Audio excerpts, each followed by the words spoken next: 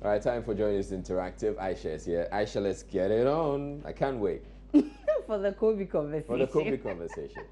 But it's interesting, and I think it's something that we shouldn't let go, or we shouldn't take for granted. For granted, because if they're using Formalin, they say. formalin, that substance, I mean, we're told is used for preserving dead bodies, and if they're using to preserve fish, that's a cause for worry. I think we shouldn't take that for granted. But for those of you in Accra, I'm sure you have not forgotten the heavy downpour on Sunday that flooded some parts of the capital Accra, leading to loss of property. I'll tell you why.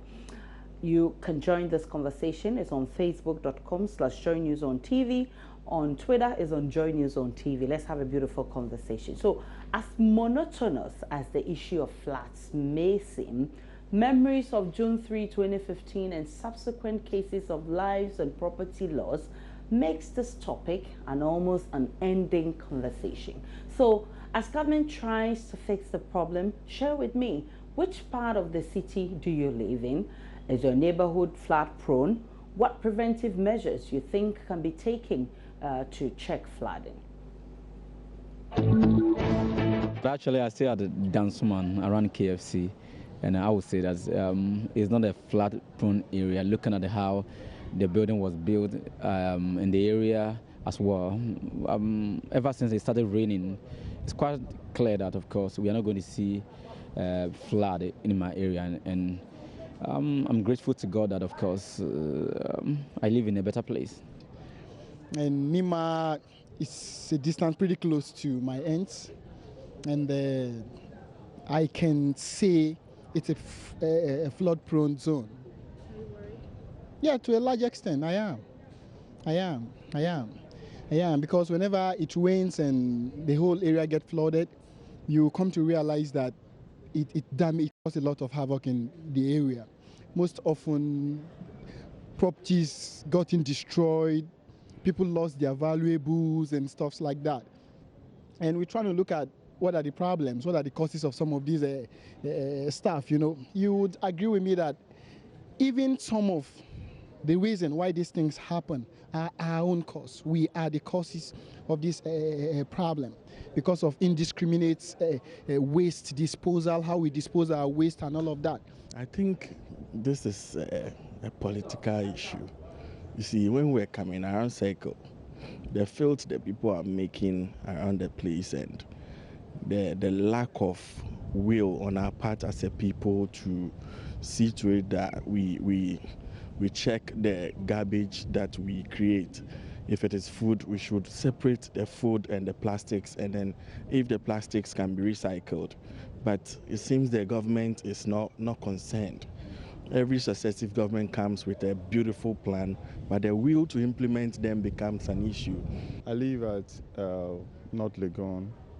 The place is called Antis, and it's no flood area. Actually, it's been 2 years that I've lived there, but I've never seen any flood around the place. Partly yes, partly no. At Braka, Sahara, the Odana area, it's flood prone, but where I live somewhere around the Ridge area, which is not. So are you worried? It's more of our attitude, not what can be done. When people tend to change their attitude as to where they live, control how they dump their rubbish, probably it will curb it. But as you say, it should stop. I don't think so, because it's a flood-prone area.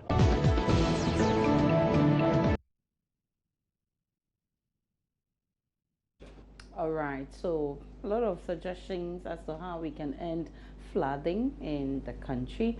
But let's check what you've been suggesting on Facebook. Israel will help us do that. All right, Kwesi Boating Yepa, he's a regular texter. He says, until Ghanaians begin to stop putting rubbish into drains and gutters, no amount of dredging or storm drains can prevent the flooding. Change, as the president said, must begin with our behavior. We are too dirty as a nation. That is our only problem. We don't need a soothsayer to tell us this. Judicious Odro says, It's time for the community itself, which always experiences this flooding, to be up and doing instead of waiting for this to occur, because we all know some flashpoints, but these people keep on dumping refuse into the gutters and so on without going for communal labor. Charlotte says, I am in Kumasi. I think I'm safe now as far as flood is concerned, but the problem is, do those at Accra feel same? They have been in fear since forever. Why can't authorities solve this issue? And we always record casualties. Do the leaders think of Ghanaians at all? It's all about talking and shifting blames with flimsy excuses. We need to change our ways as individuals as well. Dumping refuse at wrong places bring doom upon ourselves, yet we still do so. We can't solely blame the government, you know. And she's talking about casualties, but yeah, we didn't have any casualties in this. But and the point I wanted to make is not only in Accra, it happens in Kumasi. I mean, recently we've seen some people lose their property to floods and all of that. So it's not only in Accra. Richard Kwekufrimpomanso says there was a heavy downpour here in Brekum somewhere last week, and a lot, including an ultra-modern traffic light, got whisked away. The Natmo chaps must get prepared because the wind that precedes the rain is too much. Kofi Sam says, yes, my area is liable to flood. Major gutter was started years ago, and yet nothing is being done to continue the project. I mean, the main gutter around Sakaman Lighthouse Church, beside Reverend Sam Crunching and Chris residents.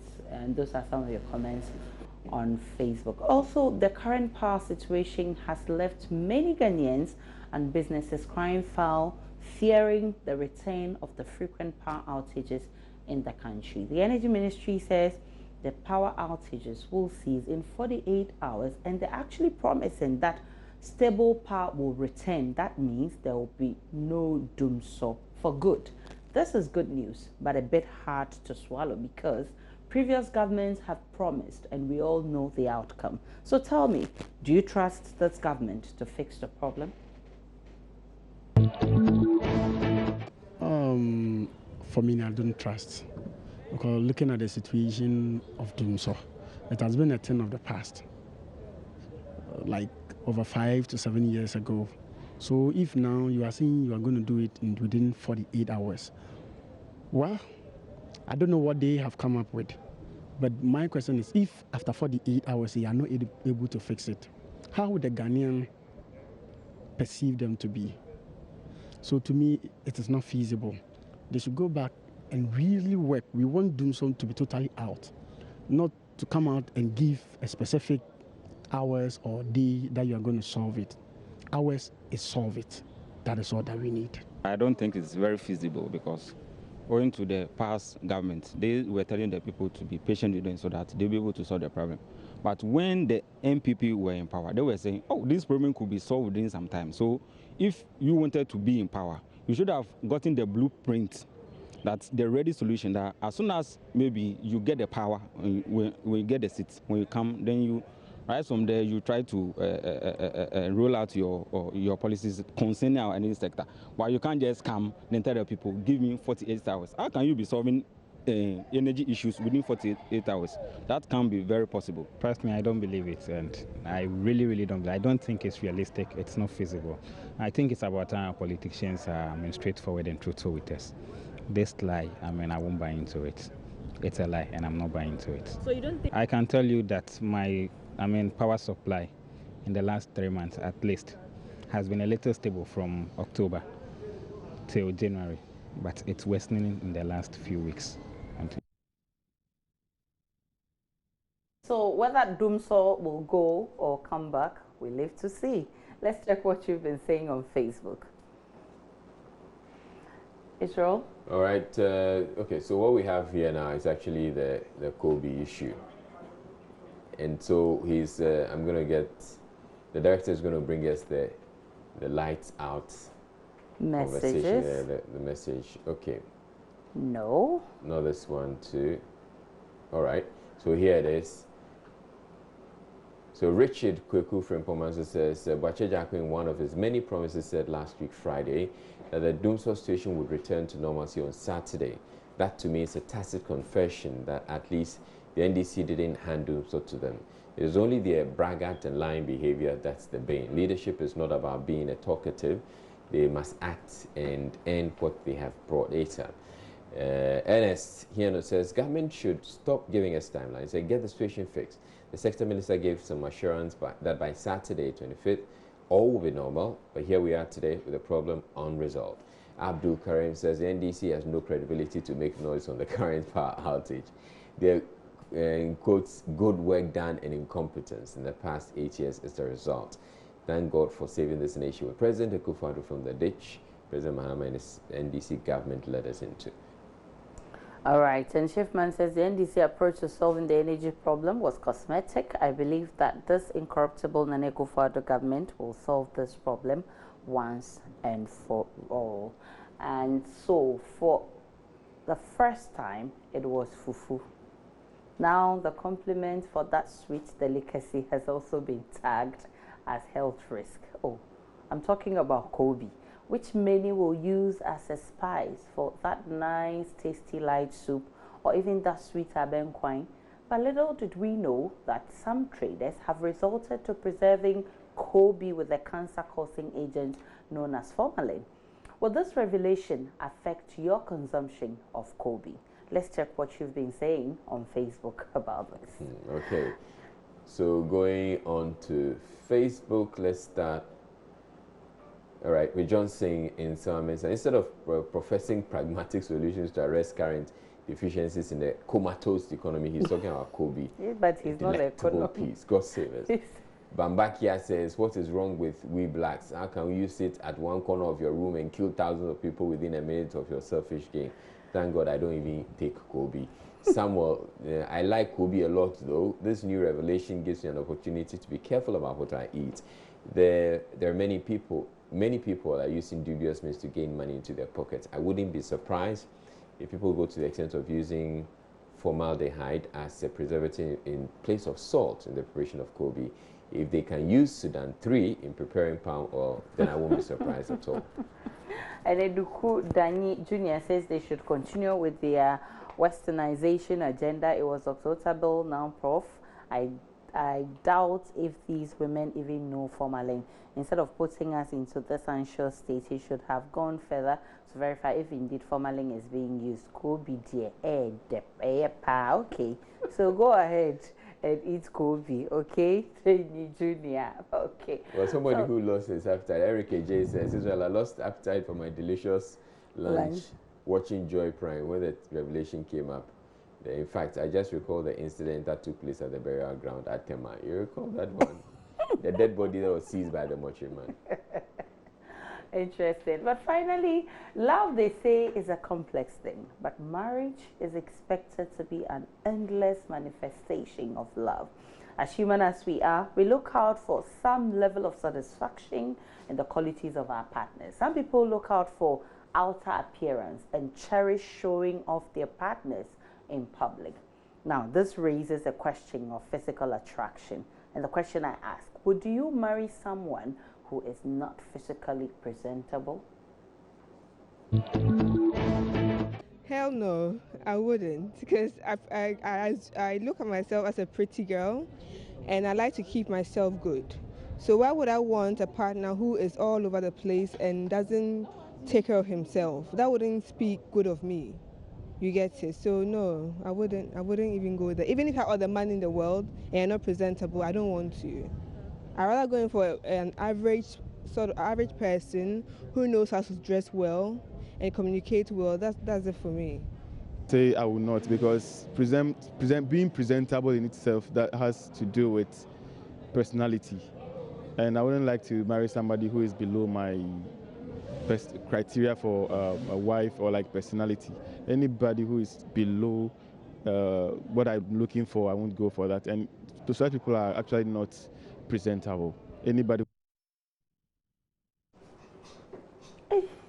The people, they don't know what they're talking about. I think they know what they're talking about. They don't know what they're talking about. Money. Oh, somebody comes, very wealthy person. Oh, come on. Haven't you seen those photos? Some of the what do you call it, appearances, money cannot solve that problem. I'm telling you. Money that doesn't thing have of to them will attract you, even with Are the you whole sure? money, with all the money in the Let's world. get on to Facebook. Judicial, so there's a capital no Israel. On top of my criteria is someone who is presentable.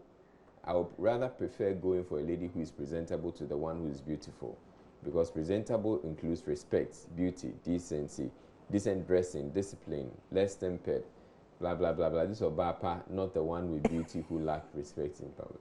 Because Boatin says we all propose to women based on their beauty before we look out for their character, because you wouldn't know the character of the woman the very moment you propose.